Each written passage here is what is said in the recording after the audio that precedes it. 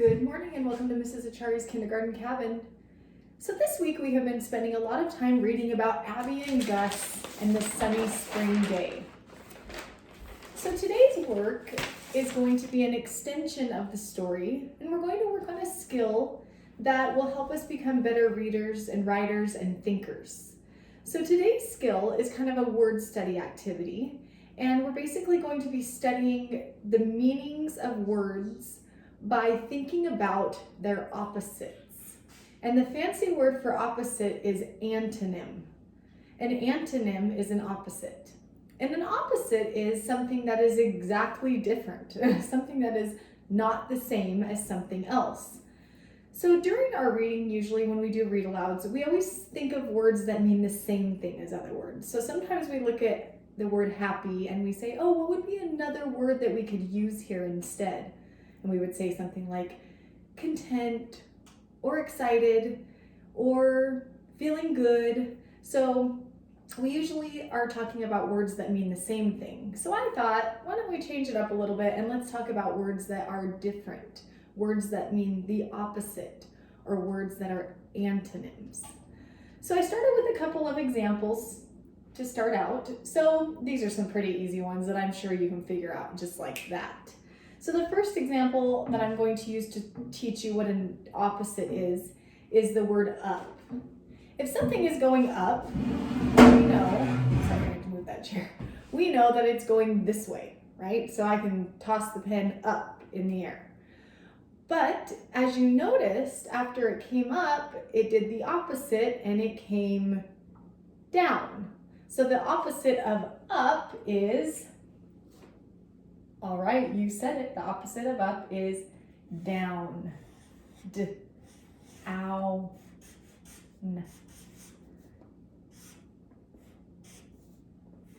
Okay, so there's one example of an opposite or an antonym. Down. Something goes up and then something comes down, and those are opposites. Another opposite that we can think about is the word big. So when something is big, we know that it's huge. It's like gigantic, okay? So I drew a picture of a tree and then I drew a picture of a little flower next to it. So the opposite of something big, if you're looking at the picture here, would be something that is small or little. So we're going to use the word small. Oops, there's one of our blends. Oh, and then there's a word, all. Small. Small is a chunky word. So I'm going to draw the same picture as I have over there. I'm going to draw the tree and the little flower. Only this time the arrow will be pointing to the flower because we're talking about the small thing in the picture. So the opposite of big is small. The opposite of up is down. The opposite of big is small. All right, so this is where Abby and Gus come in. So the next word that we're going to be thinking about is the word happy. And if you remember, Abby and Gus are out on this sunny spring day taking a walk, and Gus is so happy that he got to go outside and go for a walk. So the opposite of happy would be a different kind of feeling.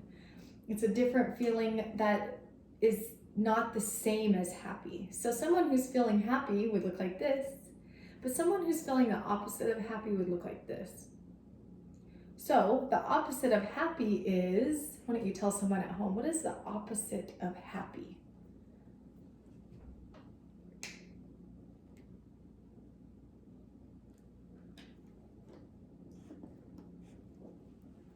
All right, so I'm hoping that we came up with some different ideas of what the opposite of happy could be.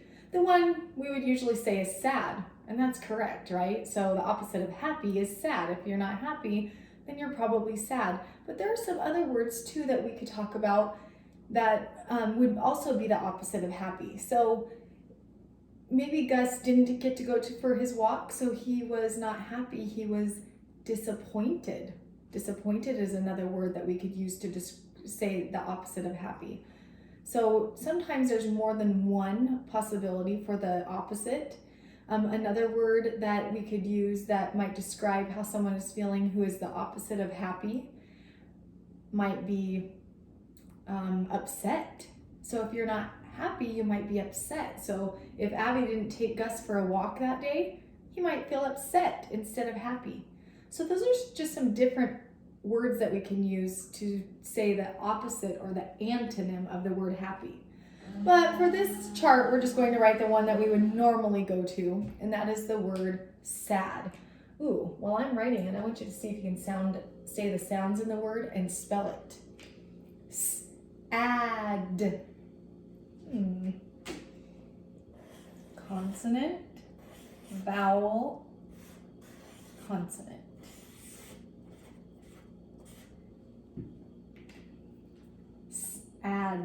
Sad. So the opposite of happy is sad. Okay, so the last one on our chart is going to be the word shouted. So we know in the book, Abby said, or she shouted, "It is spring," or "I love spring." So she was super excited and she was using a louder voice because of her excitement, and she shouted. So what would be a word that would be the opposite of shouted?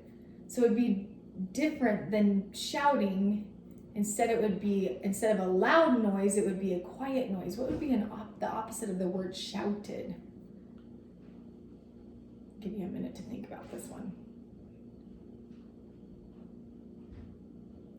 All right, if you said something like whisper, a whisper would be the opposite of a shout, wouldn't it? Because a shout is really loud and a whisper is very quiet. So maybe instead of Abby, the opposite of her shouting out that she loves spring, she would whisper it in Gus's ear. "I love spring." So the opposite of shouted is whispered. Oh, this picture will be fun. Let's see if I can draw a picture that goes with whispered.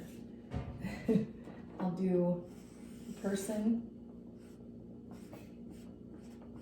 and then I'll have another person who's talking in their ear. I'll have them put their hand like this, because sometimes when we whisper to someone, we put our hand around their ear so they can hear us better. Okay, not the best picture in the world, but you get what I'm saying. Okay, so the opposite of shouted would be whispered. All right, so let's go over our opposites or our antonyms that we learned today. The opposite of up is down. The opposite of big is small. The opposite of happy is sad. And the opposite of shouted is whispered. All right, so now we're going to have a little quiz. Are you ready for it? I'm going to show you a word, and you are going to tell somebody at your house, or if you don't have anyone to talk to right now, you can talk to a stuffed animal, or you could even whisper it into your hand. I'm going to show you a word, and you are going to think of what the opposite of the word is, okay? So the first word is in. What is the opposite of in? Think about it, think about it, think about it. The opposite of in is,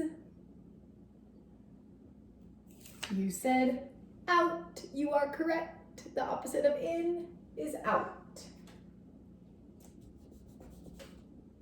Okay, let's try another one.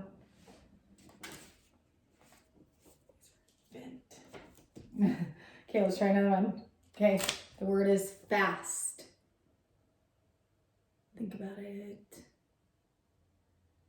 Give you a chance to think about what is the opposite of fast? What is different than driving fast?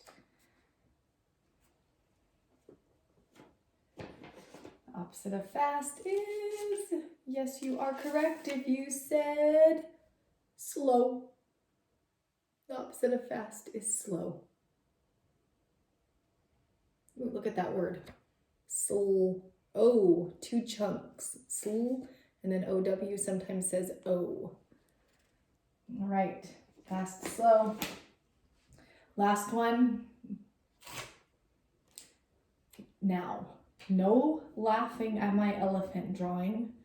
The only thing I could think of that to describe this word was an elephant, and my elephant is not that pretty, so. Heavy. What is the opposite of heavy? What would be a word we could use to describe the opposite of heavy? If something is not heavy, then it is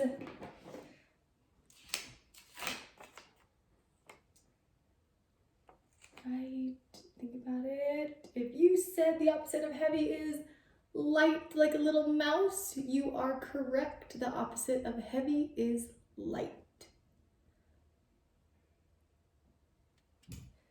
All right, kiddos. I hope you enjoyed our lesson today.